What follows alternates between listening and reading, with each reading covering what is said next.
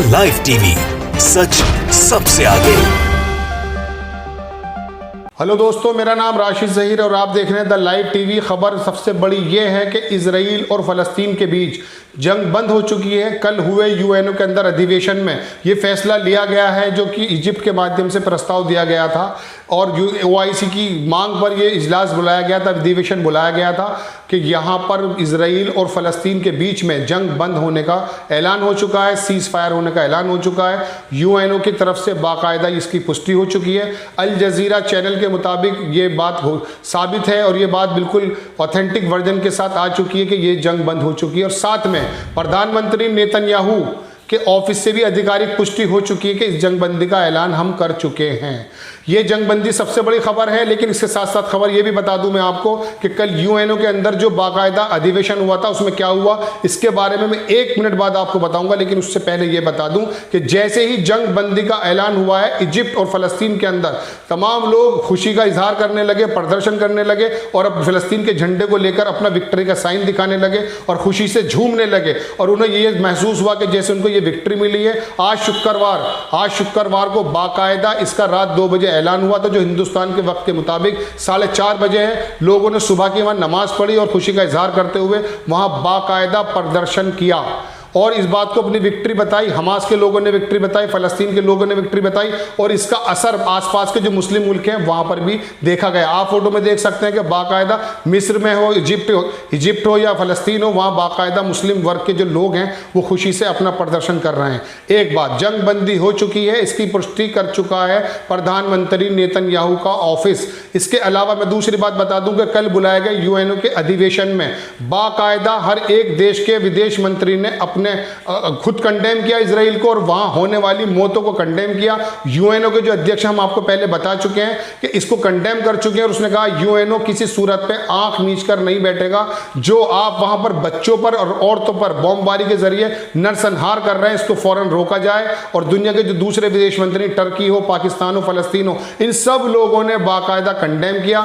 और इसके अलावा जो बड़ी पिक्चर है जो कि बैकडोर से मानी जा रही है, लोगों का कहना है और इंटरनेशनल मीडिया की एक खबर भी बनी हुई है और सोशल मीडिया पर भी ये बाकायदा ट्रेवल कर रही है कि अमेरिका के ऊपर जिस तरह का दबाव अब आ चुका था, चाइना और रशिया जिस तरह का एक्टिव रोल प्ले कर रहा था, उससे भी अमेरिका के ऊपर दबाव था। यही वजह है कि जो बाइडेन ने कल फोन करके नेतन्याहू को कहा स्ट्रेट फॉरवर्ड कि आप इस जंग को बंद कर दें, क्योंकि अब दबाव ज्यादा बढ़ने लगा है। उन दोनों के बीच क्या बातें हुई है ये वो दोनों ही जानते हैं, लेकिन जो फोन आया है जिसके बाद दबाव महसूस किया गया है वो अमेरिका के ऊपर इतना दबाव पूरी दुनिया का था, वो यूरोपियन मुल्क हो या मिडिल ईस्ट के मुल्क हो। और चाइना ने बाकायदा धत्ता बताते हुए अमेरिका को यह बताया कि सुपर पावर यदि आप हैं तो एक तरफा आप बात करते हैं कि चीन के अंदर उइगर मुसलमान है, वहाँ ह्यूमन राइट्स का वायलेशन हो रहा है, लेकिन दूसरी तरफ जहाँ फ़लस्तीन में मुसलमान मारे जाते हैं और बाकायदा बमबारी के जरिए औरतों को और बच्चों का नरसंहार किया जाता है, तब आप चुप रहते हैं।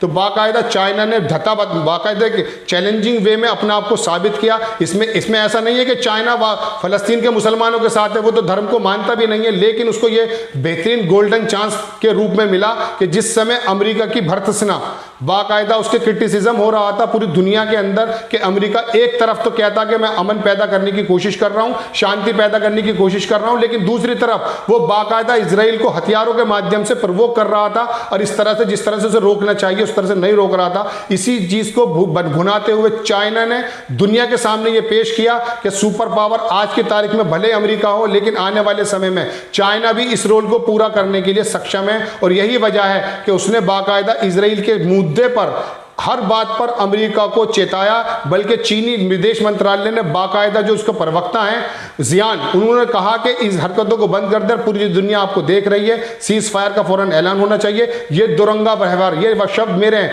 ये दोरंगा व्यवहार नहीं चलेगा। ऐसे ही रशिया ने कल भी धमकी दी थी और इससे पहले भी अखबार में पुतिन ने कहा था कि हम आपको आक्रमण कर देंगे। और कल रशिया ने जो विदेश मंत्रालय है उन्होंने इजराइल के बाकायदा एम्बेसडर को बुला के दूतावास से ये कहा कि अब फलस्तीन के अंदर कोई बच्चे और महिलाओं की हत्या एक्सेप्टेबल नहीं होगी, आपको रुकना होगा। You have to stop.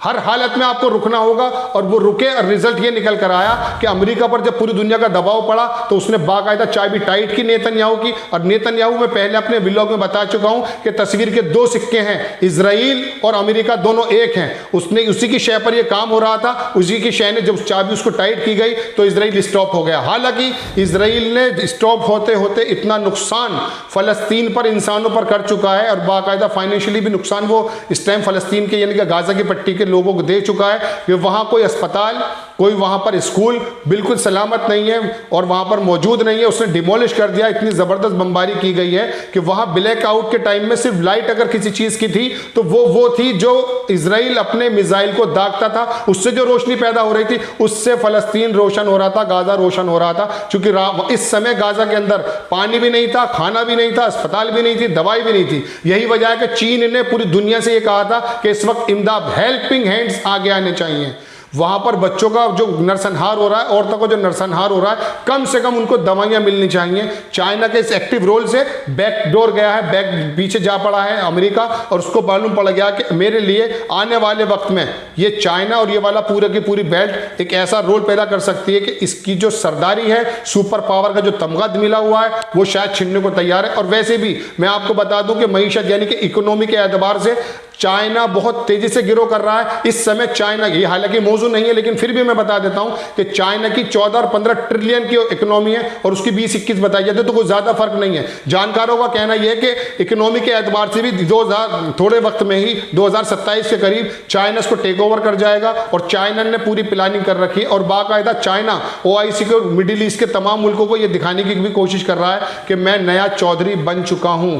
Turkey ने भी और पाकिस्तान ने और ईरान ने बाकायदा में आवाजें उठाई, और वहां पर विदेश मंत्री ने अपने जबान से अपने देशों की तरफ से बाकायदा कंडेम किया और इजराइल को घेरने की कोशिश की। और इसकी वजह यही है कि यूएनओ के अध्यक्ष ने कल, जो हम आपको बता चुके हैं, बहुत सख्त बयान दिया वोल्कन बोस करने के, हम आंख मीच कर नहीं रहेंगे। आप जिस तरह से बच्चों का और महिलाओं का नरसंहार कर रहे हैं, यू हैव टू स्टॉप, आपको रोकना पड़ेगा।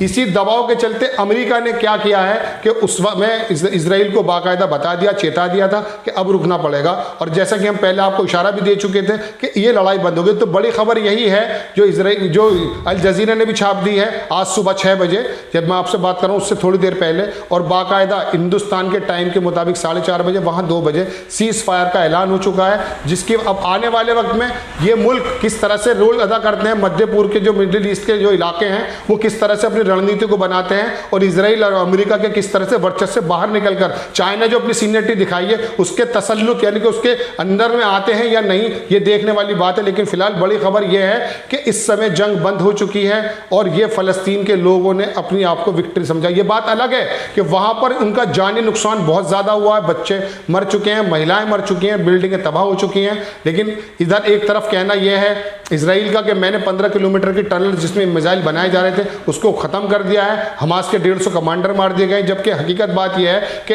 इनोसेंट लोगों को अपने बमबारी के उसमें मारा गया है, बमबारी में मारा गया है, और वहां लोग, पूरी दुनिया ने देखा और उसकी तस्वीरें छिपाने की कोशिश की गई। ये मैं आपको पहले बता चुके हैं। बड़ी खबर, जंग बंद हो चुकी है, इसकी ऑफिशियल पुष्टि हो चुकी है।